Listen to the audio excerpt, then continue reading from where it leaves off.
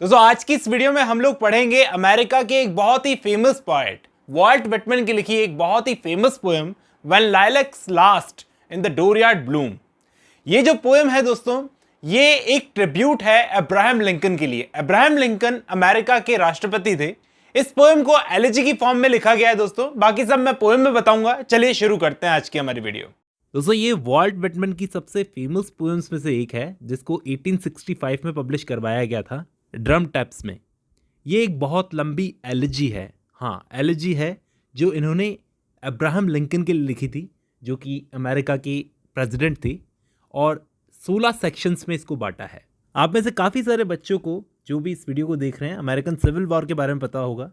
Negro slaves को free करवाने के लिए जो सिविल वॉर हुआ था उसमें अब्राहम लिंकन ने अपनी जान झोंक दी थी, जिसकी वजह से यहाँ हमारे पोएट वॉल्ट व्हिटमैन उनको बहुत ही एडमायर करते थे। उनकी ऑनेस्टी के लिए, सिंपैथी के लिए, करेज के लिए, डिटर्मिनेशन के लिए, न जाने किस किस के लिए। फिर भी इतनी सारी चीज़ें करने के बावजूद कोई ना कोई दुश्मन तो होता ही है। ऐसे ही अब्राहम लिंकन का भी कोई दुश्मन था जिसने 1865 अप्रैल के महीने में उनको असेसिनेट कर दिया, मतलब पब्लिक में मार दिया। तो अमेरिकन प्रेसिडेंट अब्राहम लिंकन की ही याद में एक और पोएम लिखी है वॉल्ट व्हिटमैन ने, ओ कैप्टन माय कैप्टन नाम से। लेकिन वो थोड़ी छोटी है, ये थोड़ी लंबी एलिजी है।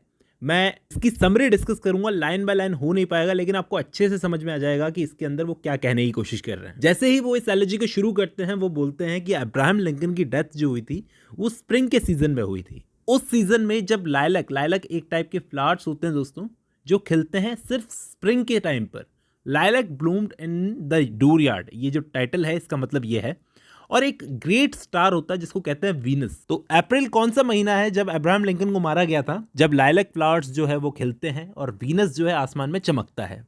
लेकिन लास्ट टाइम यहाँ पर बोलते हैं फर्स्ट स्टैंजा के अंदर कि लास्ट टाइम जब लाइलैक ब्लूम हुए थे, मैंने आसमान में नोट किया था कि उस साल, जिस साल अब्राहम लिंकन को मारा गया था, उस साल वो वीनस स्टार जो है, पावरफुल वेस्टर्न स्टार वीनस, वो बहुत जल्दी सेट कर गया था, मतलब आसमान में डूब गया था। तो मुझे दुख होता है, मैं बार बार इस दुख में डूबा रहूंगा कि जब भी स्प्रिंग आएगी तो मुझे वो चीज़ याद आएगी बार बार कि इस टाइम पर हमारे ग्रेट हीरो को मारा गया था। वो कहते हैं बेसिकली मुझे 3 चीज़ें याद आएगी। पहला तो इस मौसम में लाइलैक्स खिलते हैं, दूसरा वो फॉलिंग स्टार वो वीनस, और तीसरा उस आदमी की याद आएगी जिसे मैं प्यार करता हूं। यहाँ पर इस पोएम को पढ़ते हुए आपको कहीं ना कहीं ऐसा जरूर लगेगा कि वॉल्ट व्हिटमैन अब्राहम लिंकन से कुछ ज्यादा ही प्यार करते थे। किस टाइप का प्यार है मुझे एक्सप्लेन करने की जरूरत नहीं है, चलिए आगे बढ़ते हैं। देखो दोस्तों, नेक्स्ट जो स्टैंजा है इसके अंदर जेम्स मिलर ने ऐसा कहा है कि बहुत सारे सिंबोलिज्म का यूज किया गया है। कैसे कि जो पोएट है ना, जो लिख रहे हैं इस पोएम को, वो यहाँ पर अब्राहम लिंकन को उस वेस्टर्न स्टार वीनस से कंपेयर कर रहे हैं।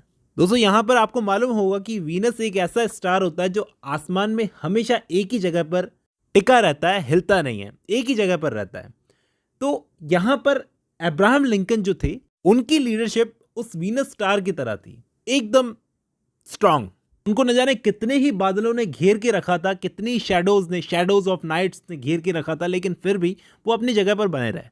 लेकिन इसी स्टैंजा में बोलते हैं कि वो ब्राइट स्टार न जाने कहाँ खो गया स्काई में। इस डार्कनेस ने आखिर उस स्टार को कवर कर ही लिया। ये लाइलैक्स, ये स्प्रिंग, ये इस चीज को सिंबलाइज करते हैं कि जब भी ये चीजें आएंगी तो मुझे हमारे ग्रेट हीरो की याद आएगी। आगे थर्ड स्टैंजा में बोलते हैं कि मेरे फार्म हाउस के ठीक सामने, मतलब मेरे ओल्ड फार्म हाउस के ठीक सामने कुछ लाइलैक्स उगे हुए हैं। यहाँ पर हमारे पोएट अब्राहम लिंकन को कुछ ऑफर करना चाहते हैं। तो वो क्या करते हैं, अपने लाइलैक्स को तोड़ लाते हैं। कहते हैं कि हमारे ओल्ड फार्म हाउस के सामने जो लाइलैक्स लगे हुए थे उनको प्लग करके लाते हैं, तोड़ कर लाते हैं, जो कि लंबे लंबे हार्ट की शेप में डीप ग्रीन कलर में उगे हुए थे, और कुछ कॉर्न की शेप में थे, जिनके अंदर से एक स्ट्रॉन्ग सेंट, मतलब स्ट्रॉन्ग खुशबू आ रही थी। वो लाइलैक्स का डिस्क्रिप्शन दे रहे हैं कि कितने खूबसूरत फूल हैं ये। आगे के सेक्शंस में वो बताते हैं कि जब अब्राहम लिंकन को मारा गया था तो उनको एक कफिन में रखकर, उनकी डेड बॉडी को एक कफिन इस टाइप का होता है, आपको पता होगा, इसमें रखकर पूरी कंट्री में घुमाया गया। मतलब वैसे तो वॉशिंगटन सिटी जो थी वो फाइनल डेस्टिनेशन थी, लेकिन उनकी बॉडी को न जाने कहाँ कहाँ दिन और रात क्राउडेड सिटीज़ में घुमाया गया, लेन्स में और वुड्स में, फील्ड्स में, ग्रासी मीडोज में चारों तरफ घुमाया गया और चारों तरफ दुख का माहौल था, गम का माहौल था। चारों तरफ डार्कनेस छा गई थी, फ्लैग्स नीचे हो गए थे, औरतों ने ब्लैक कपड़े पहने हुए थे। जहां से भी उनकी बॉडी को ले जाया गया वहां पर लोगों के रोने की आवाजें आ रही थी और चर्च में घंटियों के बजने की आवाजें आ रही थी। और ऐसे में हमारे पोएट वॉल्ट व्हिटमैन ने क्या किया, जो लाइलैक्स वो तोड़कर लाए थे, एक छोटी सी श्रद्धांजलि के रूप में उन्होंने क्या किया, अब्राहम लिंकन की उस कफन में बड़े सम्मान के साथ में रख दिया।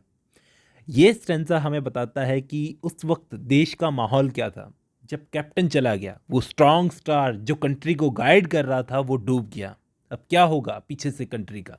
नेक्स्ट स्टेंजा में वॉल्ट व्हिटमैन साफ करते हैं, कहते हैं कि मैं यहाँ पर लाइलैक्स सिर्फ और सिर्फ अब्राहम लिंकन के लिए नहीं लाया हूँ, बल्कि उन सभी लोगों के लिए लाया हूँ जो इस सिविल वॉर में मारे गए।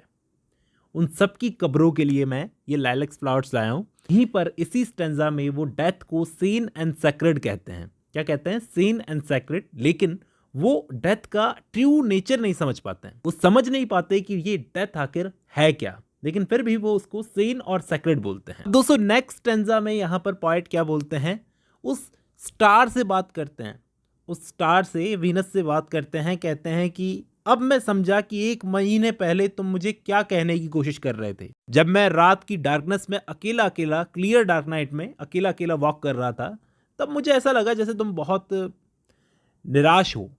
उस स्टार को बोल रहे हैं, तुम आसमान से नीचे उतर आए ये बताने के लिए कि कुछ ना कुछ बहुत गलत होने वाला है। और जब तुम डूब गए वेस्टर्न स्काई में, तब भी मैं समझ नहीं पाया कि तुम बताने की कोशिश कर रहे हो कि बहुत बुरा होने वाला है। दोस्तों यहीं पर 8 स्टेंजा खत्म होते हैं। मैं इस पोएम को 2 पार्ट्स में कवर करूंगा। ये इस पोएम का पार्ट फर्स्ट है, जिसमें मैंने 8 स्टेंजा की समरी आपको समझाने की कोशिश की है कि यहाँ पर वॉल्ट व्हिटमैन क्या कहना चाह रहे हैं। अब जब आपने ये वीडियो खत्म कर ली है तो मैं उम्मीद करता हूं आपको ये पोएम समझ में आई होगी। दोस्तों बहुत ही कमाल की पोएम थी। चलिए मिलता हूं नेक्स्ट वीडियो में। आज की वीडियो में बस इतना ही।